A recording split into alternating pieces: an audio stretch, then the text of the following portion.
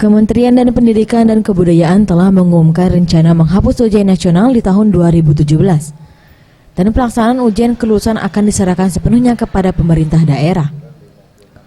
Disambut baik oleh Zulkarnain, Kepala SMA Negeri 21 Palembang, yang menurutnya, untuk pelaksanaan ujian nasional tidak seharusnya dijadikan penentu kelulusan siswa. Hal ini berdasarkan setiap guru mata pelajaran telah mengetahui kemampuan siswa yang diajarnya, serta daya serap siswa tersebut. Ditambah dengan biaya pelaksanaan ujian nasional yang tergolong cukup besar. Dengan dihapusnya ujian nasional, setidaknya dapat menghemat anggaran pendidikan, serta siswa yang dinyatakan lulus merupakan siswa yang memang telah terdidik dengan standar kemampuan yang tercantum di dalam kurikulum pendidikan.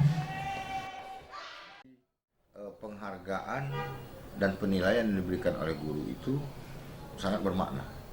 Jadi guru yang selama 3 tahun membina anak tahu persis intelijensinya, moral, etika, perwatakan, termasuk kehadiran.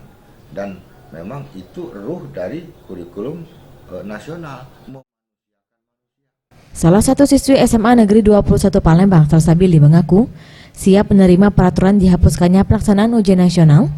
Menurutnya, ujian nasional membuat dirinya takut dan dihantui rasa cemas yang berlebihan pada saat pelaksanaannya. Dengan dihapuskannya ujian nasional, setidaknya sekolah dapat lebih selektif untuk meluluskan siswanya. UN itu kami ngerasa lebih mudah, tidak terbebani, karena kalau di UN itu kami ngerasa banyak banget bebannya gitu.